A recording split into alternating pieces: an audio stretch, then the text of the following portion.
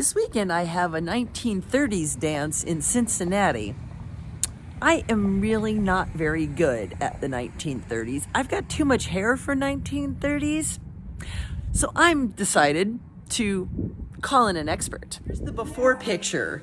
Bangs, I got my braid up here, and all that hair, that is, a lot of hair to try to make into a 30s thing, but we're gonna get First, there. we're just gonna make you look like a big frizz ball, basically, and then we'll go in with some big, chunky curls to prep you for the victory rolls.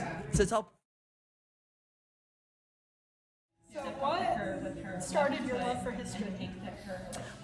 Fourth grade. A lot of things happen in fourth grade. I'm a writer because my best friend from fourth grade, I used to tell stories and she's like, "Are you writing these down?" And I wasn't. She made me write them. Fourth grade is also when I found the biography department in the library. Because when I was in elementary school, like once a week maybe, the teacher took the class to the library and you picked out books.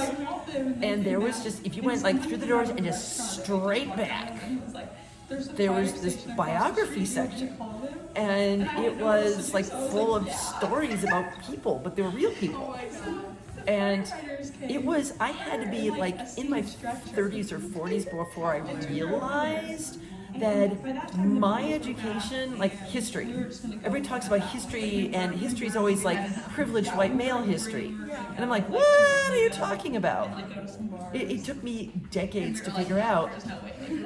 I was in the biography department reading about Florence Nightingale, reading about the lady who started the Girl Scouts. So I'm reading about all these cool, Betsy Ross. I'm reading about all these cool kids, and I'm reading about women. I'm reading about girls because I'm a girl, so I'm finding all the biographies on women.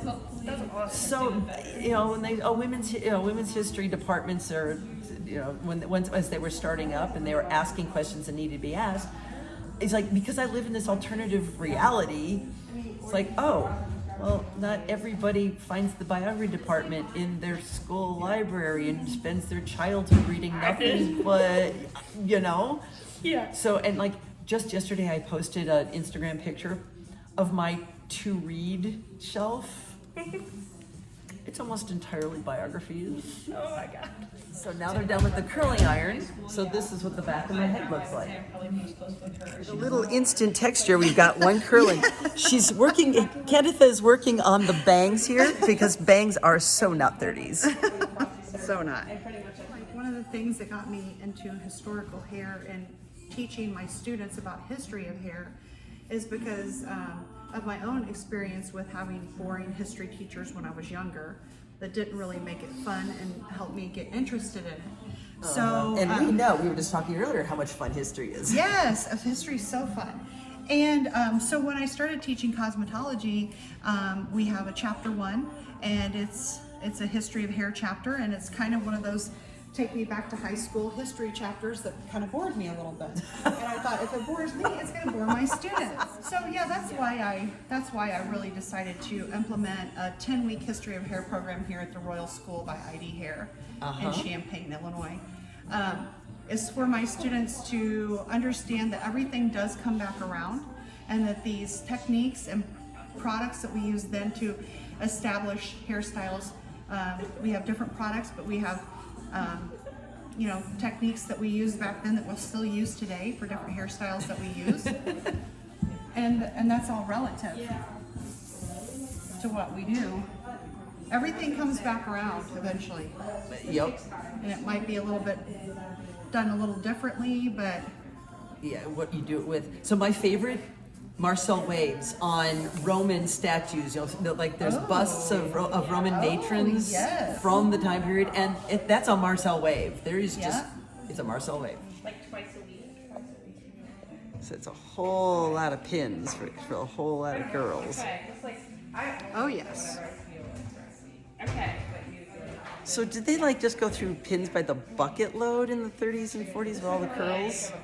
I'm going to assume so. must have. I can't imagine. Those things had to have been expensive back then too. Check that out. My bangs are now something a little more stylish. Oh my God. And my head is going to be completely shellacked in place. Yes.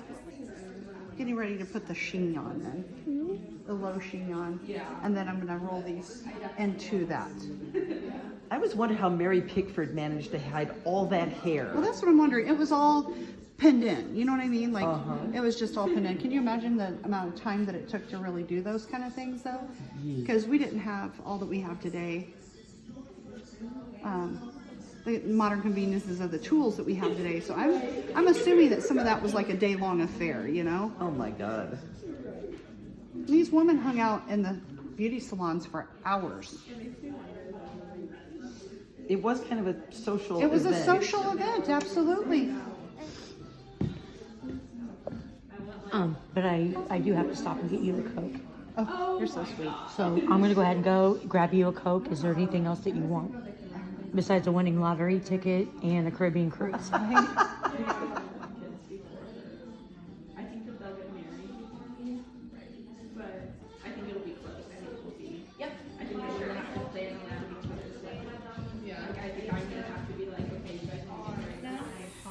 Yeah, I won't put them here.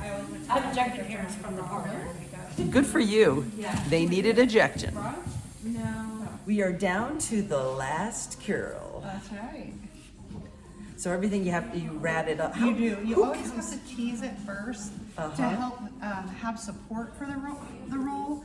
Now back then they didn't use a lot of the products that we use today. I'm using a texturizing spray that kind of just gives a little bit of hold to keep it together, pliability, and helps smooth it down.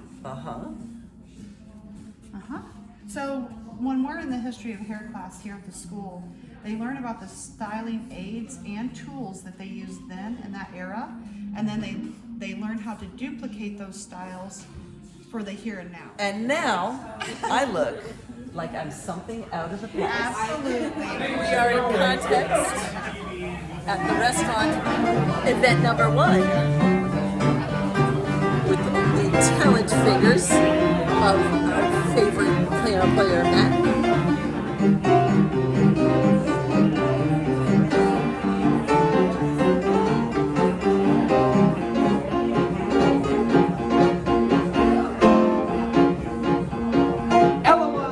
Dancing girl who started getting fat and every day run 2 more pounds of Ella. Then poor Ella found she lost her job because of that, and to make it worse she lost her fella. It's not perfect, but my hair is held up good enough for day 2. I think I'm ready for the dance now.